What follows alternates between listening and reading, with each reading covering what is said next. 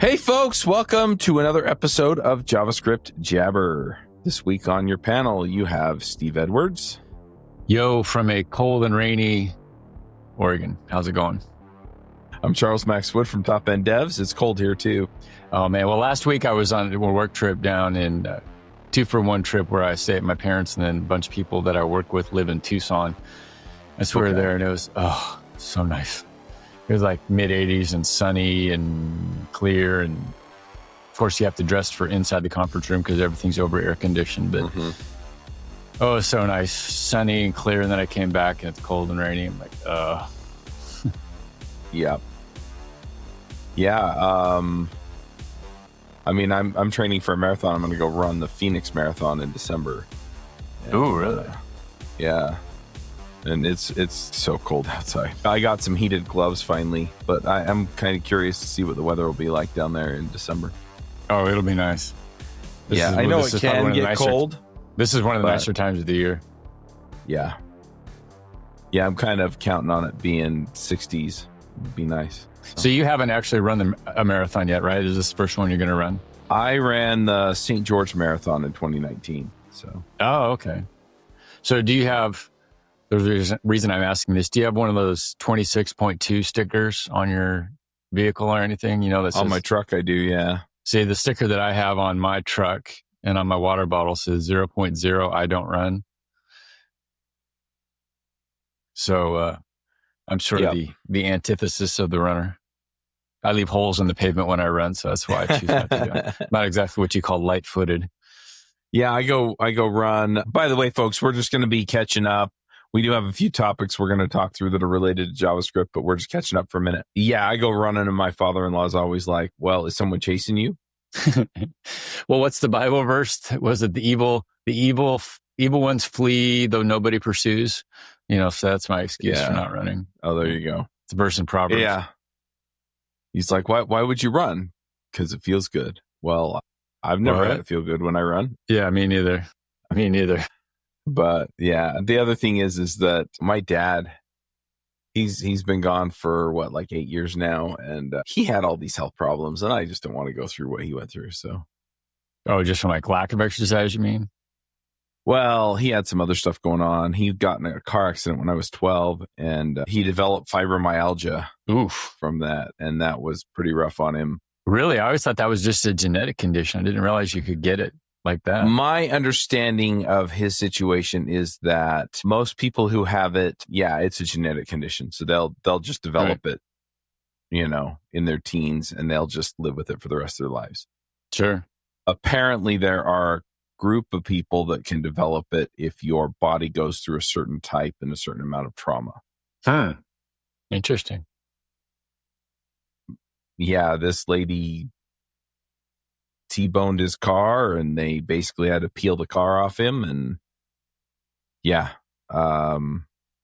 was interesting. I know exactly what night it was because my mom was all dressed up. They were going to go out for Valentine's Day. And I was 12, so I can tell you what day and what year. But because she looks at me and goes, "Watch the kids," right? As soon as the hospital called and said he was in the hospital. All right. Because I'm the oldest of 10 kids. At the time, there weren't 10 of us, but yeah, anyway, so I basically went and laid down in my parents' bed, and my mom woke me up when she got home and sent me to my bed. And that way, if anyone came looking for mom, they'd find me. Anyway, but yeah. And then he had a hip surgery that went bad, and they the doctor, so they were replacing his hip, and when they were putting the ball or socket, whichever one goes on your leg bone, back on, the way that they do that is they wedge it into your bone, and when the doctor wedged it in, he split the bone.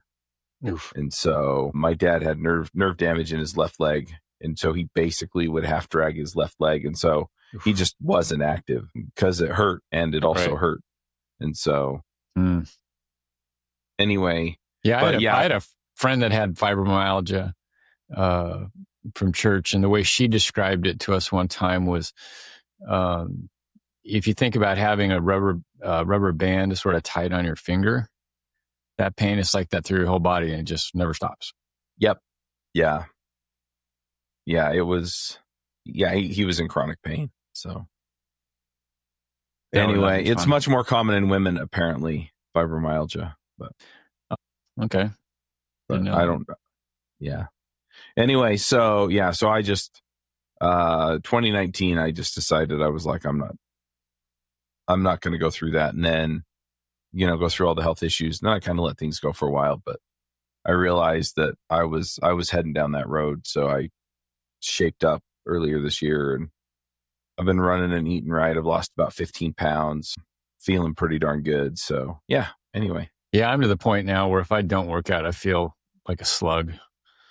Yeah.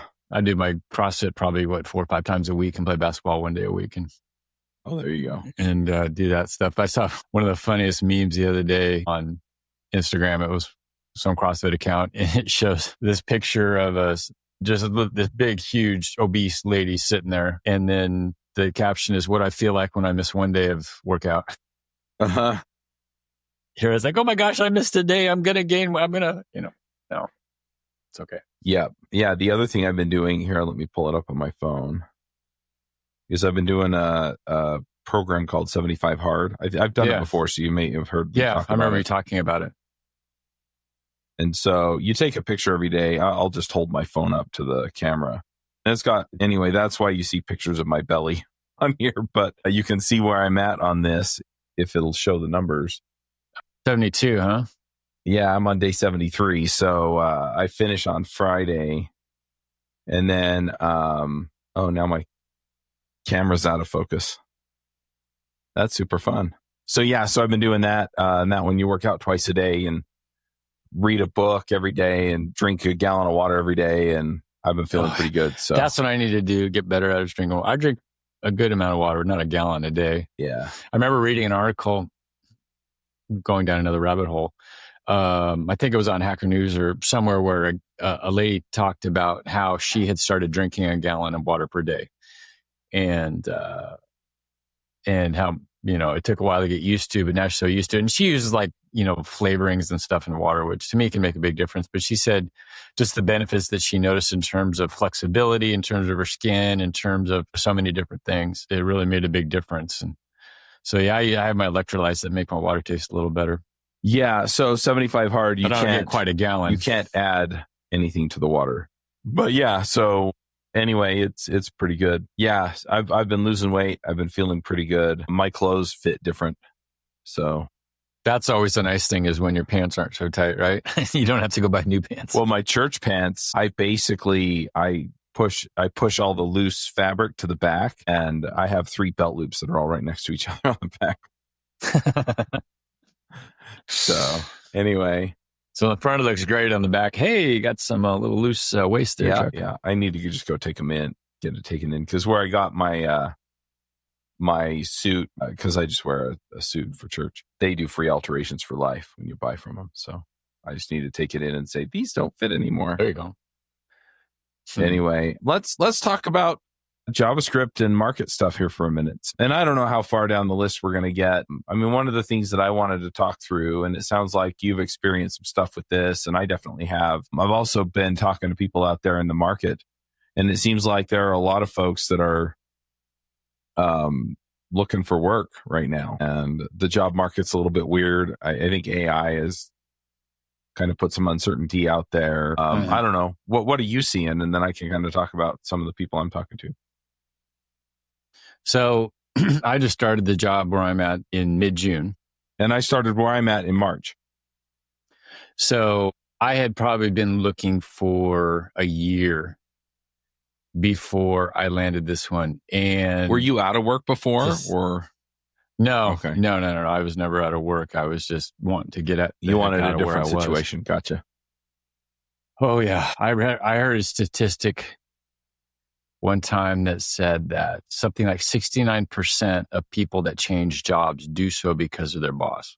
And I'm following that 69%. So anyway, I looked for years. I'm laughing because I've been there. I've so been there where it's like, okay, I can't take any more of this. And yeah, if it's not my boss, it's because he tolerates something from somebody else. Yeah. Well, I've been let go. I've been, when I hear about, people getting laid off or federal employees or whatever, I'm thinking, I've been canned 3 times because of financial issues, whether it's rounds of layoffs, an entire office getting let go. That was me last year. That type of stuff. Yeah. I've had that happen more times. You just get up and go find something else. But anyway, so my experiences this time around was, it just sucks. I don't know, if it's just AI filtering things out, but I guess the thing that really bugged me was, employers will talk about applicants who will, just not communicate, that will ghost you. And I had that case. There was probably 2021, I want to say 2021. I was trying to hire a couple Laravel and Vue developers where I was at. And I'll give an example. We had this guy, and this happened more than once, where we really liked him and we wanted to give him an offer, and we did contingent upon references. And so this one particular guy we liked, and he gave us some references, but it had been a few years since he had actually worked with these people. And they were fine. What they had to say was fine. And so we said, well, okay, do you have something like from your last job or something more recent? Nothing. He completely ghosted us, my boss, myself. Nobody could get hold of me, just dropped off the face of the earth, which told me maybe there's something more recent he wanted to hide. And we had other people that, would just drop away. So all that to say, coming around this time, I'm on the other side of the situation where I'm the one that's applying. And I had companies that would ghost me. Literally, they would say, you always, it seems like you always go through the screening interview with the HR type of person, right? And they're going to ask you some sort of general questions. Right. And then if you answer their questions well enough, then you'll move on. They say, okay, yeah, that's great. Okay, we're going to schedule with tech person. And sometimes that would happen, I had one particular one, probably one of the better situations I had was a particular company, and they were looking for a Laravel PHP type developer. And I went through like the second round with their manager, engineering manager. I can't remember his exact position. Anyway, and we went through a lot of technical stuff, and he was checking my knowledge on basic development principles and PHP and that kind of stuff. And I eventually got the email that says, I think we decided to move on. And so I wrote him and I said, hey, just out of curiosity, always looking for feedback. Was it this and this, that I wasn't able to answer? And he came back and says, hey, thanks for getting back to me. I appreciate that. I says, yeah, we're looking for somebody that has more and more sort of larger knowledge in engineering principles. And there was a specific book that he referenced, one of classic development books that I went and got. And I'm already forgetting. Design Patterns by the Gang of Four. Oh, yeah. Yeah. And I went and bought it after that, to familiarize with myself with the next time. And he was great. But I had other people where they would go through the first interview. Yeah, we're going to, interview you. And we wanted to go on to the second interview. And that was it. Never heard from him again. And I would look out where they had posted the job and they still had it open. And I would, just for grins, I would apply again. And never heard from anybody. That happened 2 or 3 times where they say one thing, but then they don't even bother to communicate. Hey, sorry, we decided to move on. We found a better applicant, whatever. Right. That's fine. That happens. I've been on that side. I get it, but at least communicate and don't just ghost. Well, that happened to me. That happened to me more times than I wanted to count, where it's just, they say one thing and then they just drop off and can't even have the courtesy to say, hey, yeah, we moved on. Yeah. And then the best though, was I interviewed with a company that was based here in the Portland area. And it was a Laravel, PHP, and I think some JavaScript. I forget the details. But so I went through and interviewed with a technical person, and all the feedback was great. Yeah, you got this and this. Next, we need to do some interview with that. And nothing. So like 2 or 3 weeks later, I'll wait, and then I'll follow up. Hey, just, checking up, see what's going on. You had indicated this, haven't heard anything. And he finally got back to me and was like, oh yeah, we decided the job's on hold. We're not going to hire for it, money issues. So I don't remember what he said. I was like, oh, okay, yeah, I get that. That's fine.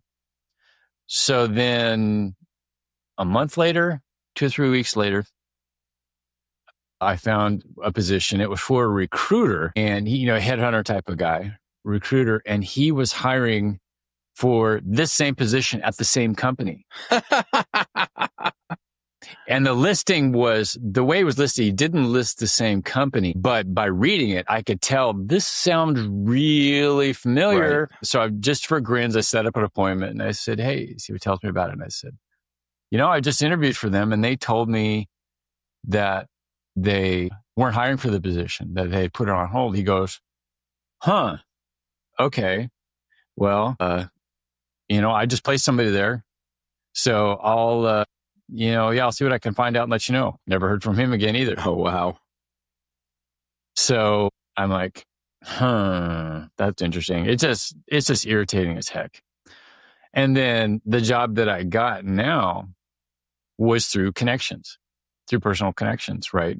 And I didn't get the job just because of the connection. I had to run the whole gamut of interviews and a project to do it. But it happened to be somebody that mutual connection. It was my parents actually knew this guy, and he said, hey, his son's a web developer. He's looking. He goes, have him send me his resume. So I did. And, I probably went through, I calculated later, like 5 different hours of interviews plus a small demo project. And I got it, went through and I had to beat somebody else on. That's fine. But it was through somebody that I knew, just through getting through all the screening and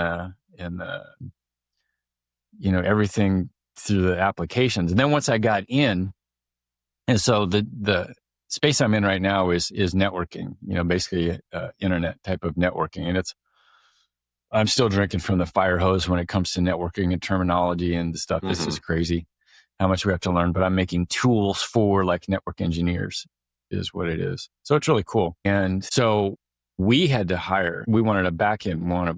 In this world, the backend is Python. It's the language, the preferred language for all of the things that we do dealing with networking. And so we had to hire a backend person. And I haven't been part of the process, but my boss, he's obviously hiring for it. And he was telling me that when we would open up a position, he would just they had to turn it off after like a week and a half because they would just get drowned with applicants. But the issue was a lot of people just weren't qualified.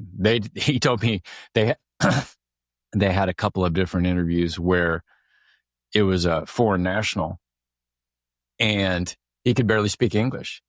And, it seemed like his coding skills were great, but he couldn't my boss said, one of the basic requirements for me to be able to hire him is that I have to be able to understand him.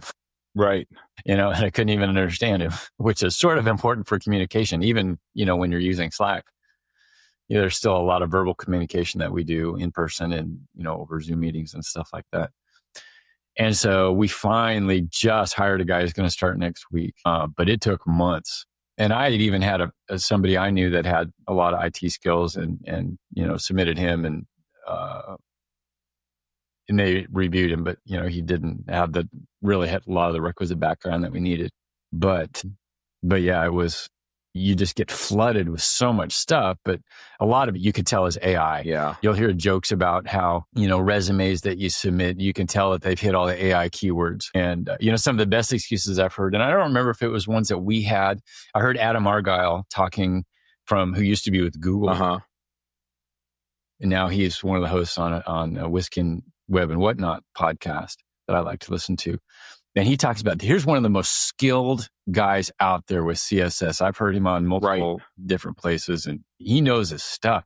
It took him months. And he talked a lot about this process and about how frustrating it was for him too, going through a lot of the same stuff, 5 levels of interviews because the seniors can't trust their, managers to actually make a good decision. They have to review it too, type of stuff. But just dealing with all the AI stuff. And I think one of the things we heard was like, examples I saw was, I've been working with Tailwind since 2014. Well, Tailwind didn't exist in 2014. So it was sort of hard. How do you work with something that didn't exist at that point? That tells you, that somebody's, just reading a job description and then saying, okay, give me a cover letter for this. And it's saying, as typical AI, if it doesn't have it, it makes it up. And so you get stuff like this saying you got skills for something that never existed, at that particular point in time, or hasn't existed for, I've been working with so-and-so framework for 10 years. Well, it's only existed for 5, so, but yeah, it's just brutal. It's just brutal wading through and, getting people to communicate and to be fair, on the other side of things, they're getting flooded. They've got so much stuff to wade through and trying to determine what's legit versus what's not legit is tough. So it sucks on both sides. It really does. Yeah, that's tricky. It's interesting because on the other end, I just keep thinking of this situation. So back in like 2013, 2014, I think it was at RailsConf, DHH got up and he said that he had gotten, or it went on, I think it went out on Twitter and then people were talking about it at RailsConf, but he got contacted because by a recruiter that said, you're the only person that we can find that has 10 years of experience with Rails. And the thing that was funny was that he was the only person in the world who had 10 years of experience with Rails because it had been released 9 years ago. Right. And so he'd been working on it privately at Basecamp. Right. They wanted 10 years with Rails. They wanted 10 years with Rails. Yeah. Maybe they need to look at their requirements. Yeah, right? It was pretty funny. Yeah. I've seen all kinds of stuff. And I think more and more people are going to be looking for kind of the real genuine thing. And so what you're talking about, I think AI is helpful. Like if you hand it your resume and say, hey, help me polish this, make suggestions, things like that.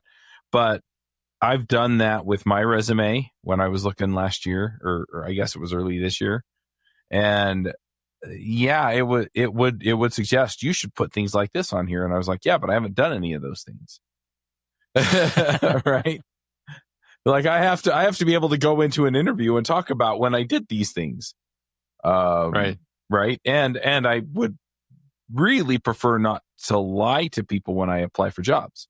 So anyway, yeah, especially if they come back later and find out you lied. Right. I mean, there's no good scenario there. Your best case scenario is they never find out, but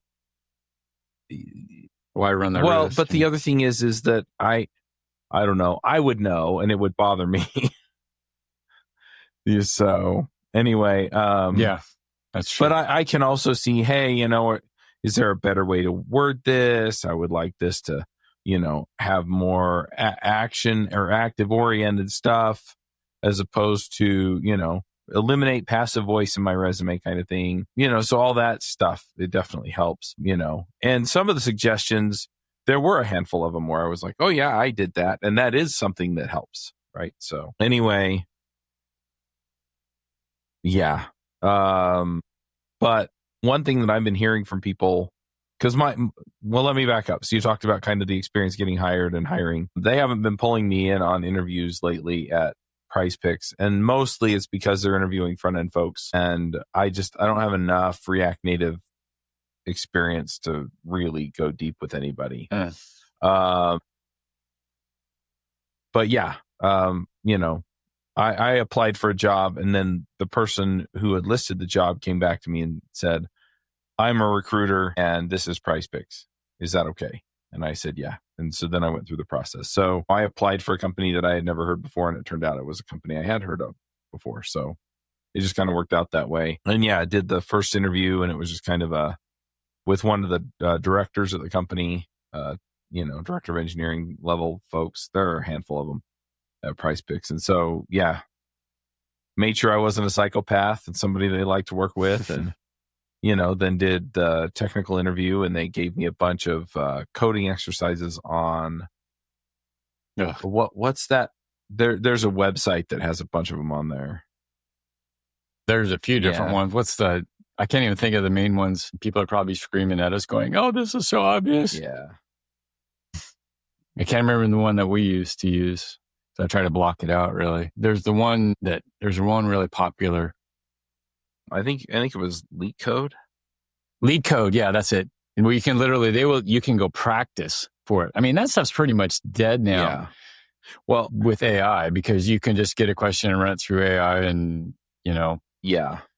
I heard stories that I think my boss was telling me, either him or I don't remember where I heard the story, but literally they had been in an interview where you could tell that the person was typing stuff into AI during the interview and getting answers that way. Wow. Yeah.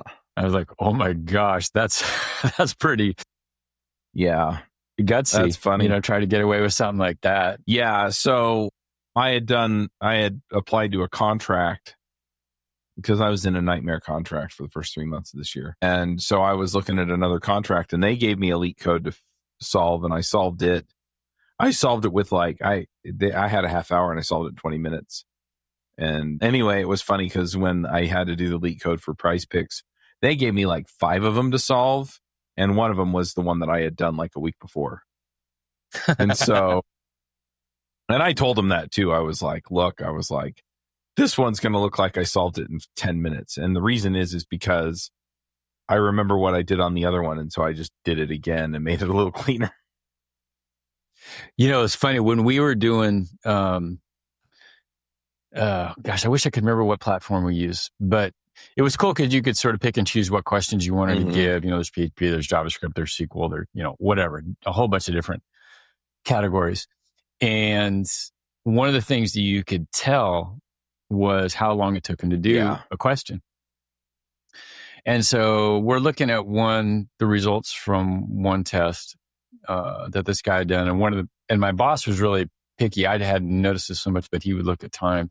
He goes, man, this guy got this one real quick. And so he goes through and looks and starts doing some searching, and sure enough, finds a GitHub repo with answers to these specific questions. So basically this guy had found one out, copy pasted, said, okay, I'm good. Instead of at least making an effort to, type it in and, make it look like he'd actually taken some time doing it. Yeah. But I had one of the positions that I interviewed for, I had to do a coding test, and there was some JavaScript stuff and there was some SQL stuff. And I've lived in SQL for years, doing queries and stuff like that. But it was in their UI and I had nothing to play with. I had none of my usual tools that I can use to debug something and step through something, or even just run some basic queries. You just basically had to generate a query on the fly and get it right. And I totally bombed them on stuff that if I had my own tools and my own, ways of doing things, I probably could have done it pretty easily. Right. Even in a browser. And that was really frustrating. And they never even I submitted the test. And I never even heard, you didn't pass the test. No communication, no nothing. That was what was really frustrating about it. But for the job that I'm at now, they had a little project. And what was cool about it was it wasn't just some sort of make work type of thing, not a real situation. They said, here, use, Vue, try to use this Carbon library from IBM, which is absolutely atrocious. I would never use it. If you paid me money to use it, it's awful. I ended up using Tailwind with it. And it was using a little library called CodeMirror, which we use on our current site. Like a YAML editor type of thing. Anyway, and create a project that does this and this and generates a file in such and such a format and saves it. And so it turned out I was overthinking. I was overthinking and trying to get the specific font colors and spent more time on that than the rest of the project, which I could have done in about 4 hours. But that was what was cool about it. Is I did my project, pushed it up to Git. They could all look at it, and then in my interview, I just went through and explained this is what I did, and this is how I did it, and why I did it, and that kind of stuff, and it worked great. To me, that was great. It wasn't like a huge long project. It was a real project based on real life situation. And funny enough, I'm to the point now I'm actually working with that exact same thing that I did in my test project right now and what I'm working on. Nice. Yeah. It's funny how those kind of come around. I like the idea of doing something that's more real world. Oh, absolutely. Absolutely. And make work, imaginary projects are like, give me a class that generates something, you pass it in and it's you have to return a fruit, but your classes have to, you got to have base class and then your different fruit types. Really, where is this real world? Or you got an animal and they need to have, this one needs to growl and this one needs to bark and this one needs to not have a tail. And okay, thank you. Yeah. So anyway, kind of rolling back to my hiring process. Yeah, I did that. And then I went through the technical interview. The recruiter was involved the whole time. And so he had all my results from my coding exercises, which incidentally, he was like, they looked at your coding exercises and you scored higher on that than they've ever seen. But I've been doing Ruby forever. So yeah. Right. So was your recruiter like a recruiter that worked for the company or like a third party? He was a third party recruiter that they had hired. Okay. And he just shepherded people through. But yeah, it was pretty seamless process after that. I want to spin a little bit toward where I'm talking to folks, and I'm talking to some senior folks who are having trouble finding work, like finding jobs. And then I'm running across like junior people. It sounds like it's just impossible to find a job. Yeah, I've heard that too. And I think you and I and Dan might have talked about this a couple episodes ago when we were talking. And I haven't talked to, people myself, but who have been dealing with this. But what I read in multiple places is that people aren't hiring juniors so much. They figure the AI can do a lot of that stuff. So they only want senior people. So of course, what's the classic catch-22? How do you get senior people if they can't be juniors in the first place, right? It's like you automatically got to go to a boot camp and all of a sudden you're an expert and then you can get hired. It makes no sense. So, there's an interview I heard with the Coinbase CTO, one of the C-suite people. And they were talking about how they use AI for up to 30 to 40% of their code. And that includes like review processes and deployments and stuff like that. So it's quite an interesting interview to listen to, but yeah, I mean, that's huge. That's a lot of, especially for something of that scale, that seems like a lot of code to be trusting your, to AI. Yeah, I don't know. I kind of see it cutting both ways.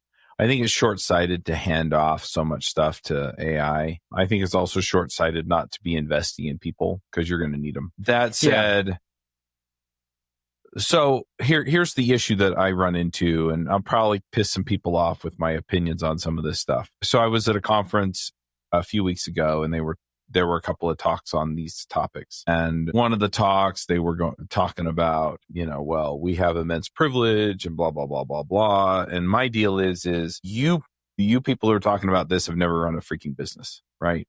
You have no idea what you're talking about. It's one thing if, I have some margin and I'm willing to train people, right? It's another thing if I'm in a small, scrappy business and I'm just trying to eke out the next few $1,000s a month so that I can figure out who to hire next, right? And then whoever I hire next, I need to get the biggest bang for my buck out of them. And so that may be a junior, right? If it's somebody in my position and I'm building a software as a service or something like that, I could see hiring a junior developer, teaching them how to use the AI tools and saying, okay, if you're not sure, ask me, right? And so this is how far I trust the AI. So this is about how far I expect you to do it. And then, I'll mentor you through the rest of it, right? And I can save myself some money and have a developer building features for me. Or I may want to go just hire somebody that's as high up in the game as I can afford and do that, right? And I think the talking about privilege or, this, that, or the other, or any other kind of concern is just stupid at that point because you're small and you're just trying to get crap done. At the bigger companies, I think they're insane if they're not investing in their pipeline to bring people up because at the end of the day, what we're looking at is, if nobody's hiring juniors, then the only people who are going to have mid-level people to hire are going to be the people who are training them as juniors. And then the other thing is that a lot of these companies have to change the way they think about this stuff, because what happens is they hire them as juniors and they pay them as juniors for a few years, and then they don't give them a raise and a promotion and a reason to stick around, and then they lose them, and then they complain that they lost them. And it's like, this isn't rocket science. If you give them a great place to work and you pay them what they're worth, they'll stay. And so I think there's some adjustment that's going to have to be made there, because the mindset on a lot of this stuff is insane. But I don't know that they're going to hire as many people, because a lot of the stuff that I would hire a junior developer for, I can get the AI to do it. And if I'm solopreneuring my own software as a service, and the marginal cost of my time and money leads me toward, I'm going to have the AI do a lot of this basic stuff, I save myself a whole bunch of time and effort, then I'm going to do it. And it's kind of an interesting spot. But the other thing is a lot of the boot camps are shutting down. Like, I've talked to a whole bunch of people that run boot camps, and that seemed like a sort of a bubble that was waiting to pop. Yeah. Because it used to be, there was a heyday, I'm sure you can remember this, and I've heard this discussed multiple places, was, boot camp, go to a boot camp, come out and be expecting to make six figures right out of the gate, because the demand was there and there's overhiring. Yeah. And, well, that bubble has obviously popped. And right. so, And they've laid off a bunch of those it's basic right. It's basic economics, right? The demand was there for a while, and then you've got oversupply, there are two parts the demand to this, decreases. But yeah. Right. So, you need people that actually can do it, can do the work. Yeah. And so, just the number of tech jobs periods has dropped. So you don't have quite the demand for getting as many developers out there. And so, that's the logical, what you expect to happen based on the decrease in demand. But the thing is that software isn't like a lot of other products, in the sense that, like if I go buy a whole bunch, we were talking about like these energy drinks before the show, right? And, I've got like 3 cases of energy drinks because they were on sale, right? And so I was like, I'm buying a ton of Nectar of the gods, baby. Right? Yeah, I've got these Form energy drinks, and I got plus water. I got them from 7-Eleven, right, when they were $1 a piece during their $1 promotion. Part of it I did also because I really like Andy Frisella, and he was saying, we're doing the $1 deal. Go, basically run them out of our product, right? Show them that people really want this stuff. And he's his podcast, I feel like I've learned a lot from, and so it's like, oh, I can go spend $30 or $40 and do him a solid. I get an energy drink I like, and so it was a win-win. But anyway, the difference is that once I have so many energy drinks, I'm not going to need more for a while, right? I can only consume it so fast. Software is different because there's always more stuff that I can do, right? Whether it's making it faster, making it run better, making it cleaner, adding more features, and so. On the one hand, right, there was the demand was high, and a lot of it had to do with the economy, right? The economy was pretty good under Trump until COVID, and then it slowed down a whole bunch. I think that hurt him in the election and was part of the reason he didn't get elected. I'm not going to get into all the politics of it because that will piss people off for no reason. But the economy wasn't as good under Biden, and a lot of stuff slowed down. And so, it's like, hey, look, I can keep going on what I have and not invest so much in the R&D side of development and still keep my doors open and my customers happy and wait for the economy to bump back up so that I can invest more into kind of the speculative stuff later. And so I think that's part of the reason why the demand went down too. And then the other thing is that, in the Trump tax cuts, right here, I'm going to smack both sides. In the Trump tax cuts, there was a provision that changed in the tax law where before you could write off all of your R&D costs in the year that you spent it. And so if I hired Steve Edwards and I said, Steve, I want you to develop these 6 new features for me, and we're going to add them to the application, then I could write that off as an R&D expense this year, right? Or next year when I file my taxes, right? As an R&D expense. And they changed that, and they changed it so that you could only write off 20% per year, right? So now I have to amortize it over 5 years. And so all of a sudden, the tax incentives for me to do this work aren't nearly as good. And I have to ration the tax break that I'm getting over 5 years. And so I'm not as keen to invest that money now into the R&D as I was before. And I don't know, I think that affects the bigger companies a lot more than the smaller companies. The smaller companies are just going to pay for what they need, period, at the end. But the bigger companies, the Fortune 500 companies, the companies with, 500 plus employees, where it's more than just a tiny line item, 80% of that tax break went away. I'll get 20%, another 20% of it next year. But I think that affected things too. And then, the other thing is that I think there were enough senior developers to cover a lot of the work. And so hiring junior developers just got harder. And with the economy softening and salary softening, you could hire more developer for less money, right? Because if you're out of work and you're out of work for 6 months, you know what you're worth, but you may just take what you can get. So I think there are a lot of things that go into this outside of just supply and demand, because at the end of the day, more developers just means more stuff getting done. So unless you just don't have stuff for people to do, right? Well, even that's an iffy statement. There's the whole issue of how good your developers are. Adding, throwing developers at a project doesn't always make it go better. Yeah, mythical man month. That's a whole topic for a whole different complete episode. But my point is that there's economics that come into play. There is the supply and demand issue. I think that's part of it. There's the skill level of people. There's what people are willing to accept because the job market isn't as good. Anyway, there's a lot there.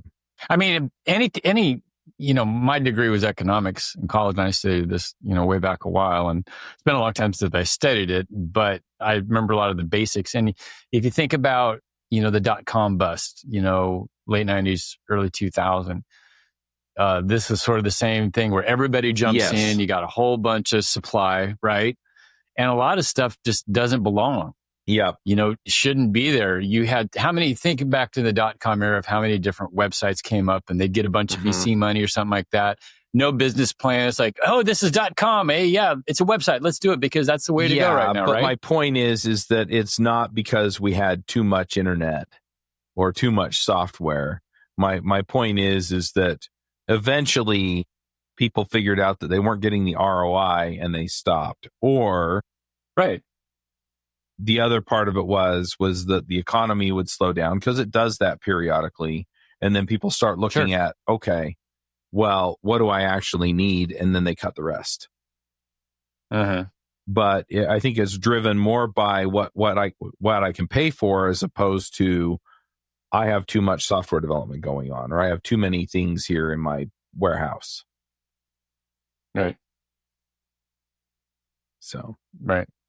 Yeah. I mean, going back to the boot camps, what I was saying, there was too much. There's, it's just, get them out the door. Whether or not they're really good remains to be seen. And then you start to realize, okay, there's no room for all this, or we actually need qualified people. And so, there's a slowdown, all the fat gets trimmed, and that's how it works. Yeah. And I think that was more of a supply and demand issue, just that not necessarily on the why people are or aren't hiring bootcamp grads. But on the other end, that's why the boot camps died, is because there wasn't enough demand to soak up all the supply. And so people were graduating from boot camps, and then word kind of started to get around, hey, you go through the boot camp, you spend $12,000 and you still don't have a job. So. Yeah, those weren't cheap. I remember I looked years ago, I was looking into one. It was a boot camp that would have been, I think it was a Microsoft development stuff, if I remember right.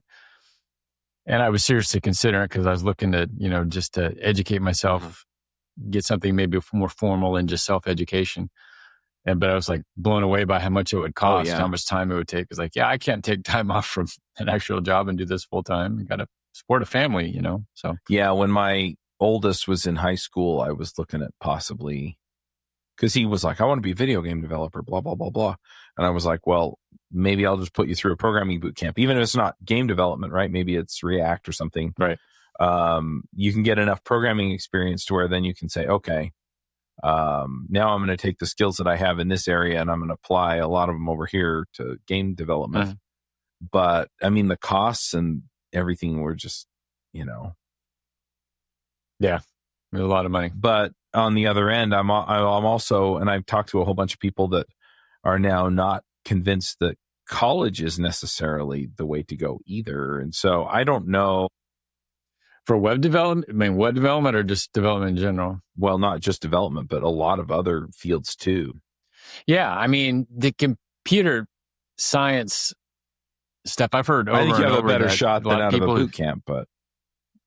Well, even then, a lot of the stuff you study in there isn't applicable, you know, to day-to-day web development. It's a lot of old school stuff. And, you know, I know the environment I work in is networking, you know, internet networking type of stuff.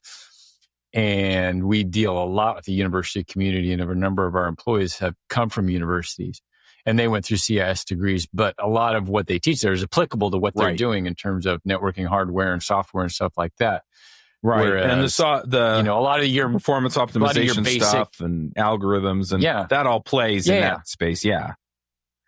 But a lot of that doesn't necessarily play in, you know, at least in the web dev world. And so that's why, you know, it doesn't, you know, it used to be you went to college just to say I got a college degree, but at the same time, you want your college to be somewhat, you know, give you tools to actually get a job and perform in, you know, in the industry that you want to perform. That's why you're going. So, yeah. I mean, there's a number of, I mean, I can think off the top of my head of a number of, you know, web developers, software developers that never had any type of college degree with that, but they're very good at what they did. And, you know, they're like me, they're self-taught, you know, they learned on their own just by doing and doing projects and working and being a junior for a while, right?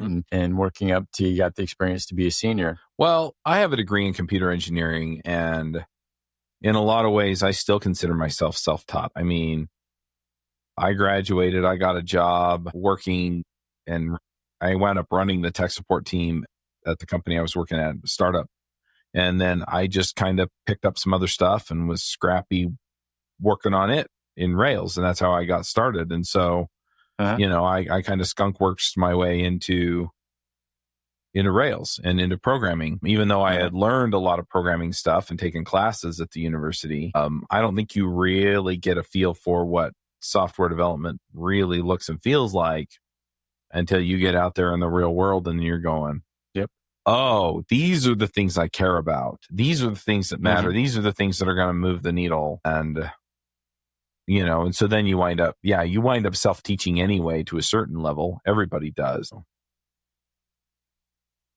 Yeah, for sure. And that's true with any industry or any topic. You know, you can learn about it and do test projects and stuff like that in school, but it's not until you get in the real world and realize that, you know, there's so many different things to work with any type of software platform, whether you're an agency who's creating, you know, websites for customers, or if you're on the product side where you have a product that you built and you maintain and customers pay you to use. There's so much stuff that, whether it's project management stuff, whether it's day-to-day infrastructure stuff, that you're just not going to see in an educational environment unless you get somebody maybe who's been out in the real world and done this stuff and then comes back in and teaches and says, hey, this is what it's really like. Those are the best teachers. Yeah, or I take that back, some of the best. I had a couple of professors at BYU that were those guys, right? And so one of them had written basically a variant of DOS called PDOS, because his name was Paul. He was actually my neighbor growing up too. He was my bishop in my LDS ward at church. PDOS because his name was Paul. And then one of the other guys, and he was the one that taught us about, you know, here's how development teams work and stuff like that, because he'd worked in the industry too. And so he had a class that was basically, hey, here's your reality check. right? Here's how this stuff actually works. Yeah, PDOS, that reminds me of Tanner Lindsley and TanStack. Yeah. We just talked to him a few weeks ago. Yeah. Anyway, it's interesting stuff for sure. Yeah, I don't know that you pick a lot of that up as you go. Anyway, it's been about an hour. It's funny because we were going to talk about a couple of topics and we just talked about this one, but I'm hoping that this kind of gives some people some ideas. I don't know if you have any actionable stuff you want to give people on this. In terms of finding a job or hiring or anything like that. The one thing I always hear, and this is probably a little more prevalent in the design world than it is the coding world, is being able to show something you've actually done versus saying what you can do. For a design person, front end, a themer, whatever term you want to use, the ones that make it look really good, a portfolio, and a really good portfolio is probably something you want to have, examples. When I was going through my development interviews, I had very specific projects that I could talk about of things that I had done, whether it was, and some of them were ones where I could demonstrate that the software I had generated had saved incredible amounts of time for the end users, because that's what they want to be more efficient. That's the whole point of having a lot of the tools that we have anyway, is to be able to do your jobs more efficiently. And so I had projects where I could say, for instance, doing estimation for building certain types of industrial projects. I had taken what I had done, had helped a company go from a 3-day estimation with crazy Excel spreadsheets to 3 hours, right? Or an application I used, created with Vue and Inertia and Laravel, helped a nonprofit organization go from literally multiple volunteers, manual work in terms of managing membership, to being almost completely automated and saving just hundreds of hours of volunteer time. So the point of what I'm saying is just being able to demonstrate, yes, using these tools, this is what I have done, and this is how effective it's been. In that, because what you want to convey to them, an adage that I always use is that I want to my job is to make my boss's job easier. Yep. They don't have to worry about me. They know that I can jump in and do the job and get it done right. And so I want to demonstrate, and this is the same in the fire service as well. You want to demonstrate that you can come in and fit in and jump in and do the job, and you can be relied on to do it. So that's probably the best advice, that I would give to somebody who's job hunting. Yeah, I agree. A lot of that, you're talking about what you've actually done. If you don't have that kind of work experience, then start a side project and go work on that. Yep, exactly. And I highly, highly recommend that. The other thing that I recommend is that, go out into the community, local meetups, find a conference to attend, something like that. And just, stay abreast of what people are working on, learning, putting out there, so that the kinds of things that you maybe need to demonstrate, so that you are working on things that are relevant to what people are doing. So, yeah. Anybody can talk about what you could do. Being able to talk about this is what I did do is going to win every time. Yep. All right. Well, let's go ahead and do picks and then wrap up. Do you want to go first? Sure. So before I get to the high point of every episode, which is the dad jokes of the week, I'll do an unpick sort of, and you'll understand it in a minute. So over the past few months, I've done a decent amount of flying. And so what I usually like to do, at least on Alaska, is hook up my computer to the Wi-Fi, and they have a bunch of movies that you can watch. And so I've watched some pretty good movies over the time. There's like One Life, which is what I talked about, the Anthony Hopkins ones about Nicholas Winton, and The Accountant I liked a lot with Ben Affleck. But the unpick, I picked one is like, I've heard about this movie and I'm going to watch it. And it's an old one. I think it's one of Jackie Chan's first movies, and it's called Rumble in the Bronx. Because I've seen some of his other ones. So if you think some of the more ones he's more well known for, like Rush Hour with Chris Tucker. And I can remember one of the first ones I saw of his in the theater was with Owen Wilson as Shanghai Noon. Had Lucy Liu. There's one scene in there that had me just rolling eyes, laughing so hard. We were in the theater, and me and this other lady were just dying laughing at this one scene where he wakes up in this teepee. You got to see it to understand it. So funny. But I went back and watched this one. This had to be one of the worst movies I've ever seen in my life. It was so bad. It had to be, I can't remember what year it is. I have to look it up. It's got to be early 80s. And there's a decent amount of martial arts in it, but just the editing, the plot line is just so poorly done. And the thing that amazed me about it is the complete amount of destruction of property that happens in this movie, whether it's buildings, whether it's vehicles, whether it's boats. In the end, there's this whole jet boat is the kind that have the big, huge inflatable rubber, they drive them around New York on the harbors for tours and stuff. Uh-huh. And he's driving it on the beach, and he's driving it on this golf course and running over the bad guy at the very end. And I was like, I forced myself to watch it at the end. I was like, all right, I got this far. I might as well watch it to the end. But if you want to see, something that's funny just because it's made so badly, then Rumble in the Bronx is the one to see for sure. Man, I've heard of it, but I watched the end, and I got back after I was done. I thought that's an hour and a half of my life I'm never going to get back. But I was sitting stuck on a plane, so it wasn't like I was going to be doing a lot of other stuff anyway, right? So, dad jokes of the week. So recently, I've been using, password managers, like 1Password is one we use now. I use it at work too, and it's really great. But before that, changed all my passwords to be the word incorrect. So now when I type in the wrong password, the computer tells me that my password is incorrect. Right? So most people know that SCUBA, right, like scuba diving, is an acronym for self-contained underwater breathing apparatus. TUBA is also an acronym. It stands for terrible underwater breathing apparatus. Right? And then finally, speaking of startups, I recently opened a company selling trampolines that are disguised as prayer mats. Profits are going through the roof. That's PROPHETS. Right. Anyway, those are the dad jokes of the week. Awesome. All right. I've got some picks. I usually do a board game pick, but I'm just not. My brain's not going there right now. I'm trying to think what I've played lately that I don't know. I guess I'll pick Hanabi.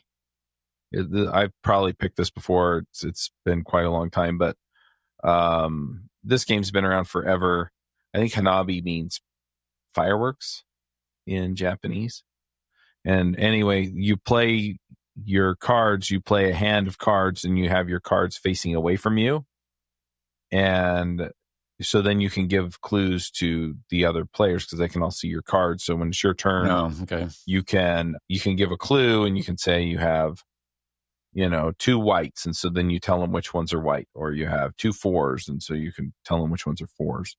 Right. And you're trying to get 5 stacks of cards that are all the same color, starting at 1 and going up to 5. And I think there are 3 1s, 2 of each of 2, 3, and 4, and then 1 5 of each color. And you can on your turn, you can clue somebody else. And I believe you use little chips to indicate, how close you are to blowing up, or you can get rid of a card out of your hand. And if you get rid of the 5, you lose because you can't. Right. So anyway, fun game. It's really simple. And so if you're looking for a fun game that you can play with folks, that's a little bit of a thinker, because you have to keep track of what your cards are. And I usually wind up turning them different ways or things like that, so I know which ones are which. It's a fun game. So Hanabi. And then my wife and I went to the movies yesterday, and we went and saw a movie called Truth and Treason. It's put out by Angel Studios. Oh, yeah. And they got some good stuff. Yeah. So it's about a young man who, his friend who's a Jew gets picked up by the SS. And, Oh, so it's World War II. He gets disappeared. And it's interesting because, like, all the boys in it, they're all from a Latter-day Saint congregation. So, a little bit of something that I identify with there, but it's not a major part of the story. So if you don't understand LDS culture, you'll still get it just fine, what's going on in the movie. But anyway, so he kind of gets radicalized, so to speak, against the Nazi government. And so he starts putting flyers out all over Hamburg talking about the evils of the Nazi regime. And so it's kind of his story of him doing this and trying not to get caught and what happens there. I won't spoil it. You could probably guess how it goes. But anyway, it's just interesting because the kind of major point was you have to stand up for truth, right? Even if it costs you your life. And so anyway, terrific message, fascinating story. And yeah, at the end of the movie, right, they have kind of the picture of the actor and then the picture of the actual person. And this person was blah, blah, blah. I don't know. This is what happened to these people. And it's interesting because the main character was the youngest person who was convicted of treason and all this stuff against the Nazis. So anyway, yeah, and it turns out his friend, in the captions at the end, you find out his friend was actually taken to Auschwitz and died there. So anyway. Now, have you seen, speaking of Angel Studios, have you seen The Last Rodeo? Yes. Was it pretty good? Pretty good. I love Neil McDonough. Yeah. I love Neil McDonough. Really good. He's done some really good stuff. Yeah, that one is, how do I put it? Like, it is just an intense movie. I don't know. When I say that, I don't mean like, because you think like the action flicks, right? And so, somebody's always running into danger, blah, blah, blah. It's not that kind of intense. I mean, you're kind of scared for Neil McDonough's character because he's old and he's riding rodeo, right? It's like this guy's going to kill himself. Hold on. Let's define old here. If I read the movie description, he's 50. So he's relatively old to be riding in a rodeo. Okay, relatively old. Thank you. Let's clarify that. Yeah. He's older than I am. But he's old enough to where riding in a rodeo, you're just like, right. And the characters had he broke his back and that's why he wasn't riding rodeo. Right. And so it's like, you're going to kill yourself doing this. Yeah. Well, was it his son or something that had a disease? Grandson had a brain tumor. And so he's riding in the rodeo to try and get the money he needs to pay for the prize money for the treatment. And yeah, it's a terrific movie. I really, really liked it. Yeah, Angel Studios, they have some. I saw an interview with one of those people on Mike Rowe interviewed on his podcast, and you talk about some of the movies they've done.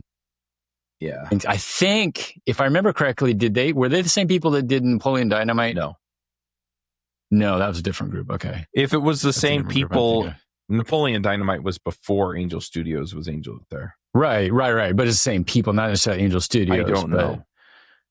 Yeah, them, and they also did. Maybe I'm thinking another group because that same group also did the Poopery commercials, which to this day are some of the best, most hilarious commercials I've ever seen. Yeah, the Harmon brothers did, I think, the Poopery commercials. Okay, that might be who it was then. And I don't know. It's funny because both the Harmon brothers and Angel Studios they're both Utah companies. They're both here. Right, exactly. Maybe that's why I'm getting them mixed up. And I don't know if they're closely connected or not. But anyway, yeah, I don't know for sure if Napoleon Dynamite was produced by them or not, or if it was somebody else. But anyway, all those Utah people, they look alike. Yeah, but that was where John Heder got his big start. Right. And it has a lot of the Utah, Idaho culture stuff in it. Like it's funny anyway, but if you've lived here for a long time, you're just like, there's a lot of inside culture stuff in it. Oh, yeah. My son, he's 14 and he just saw Napoleon Dynamite like this past week. And he hadn't seen it before. And I told him, I remember a vote for Pedro. Mm-hmm. And apparently he's 14. I don't know why he still wants to go out for Halloween, but he wants to go as Napoleon's brother, the one that wants to be the pro wrestler, as a Halloween costume. So I'm not sure I was going to pull that off, but looking forward to that. Yeah. Wikipedia says that it was Jared Hess and John Heder, and they were both BYU students. Yeah. Right. I remember that much. Yeah. So, alrighty. Anyway, so those are my picks. We'll go ahead and wrap it up. Until next time, folks, Max out.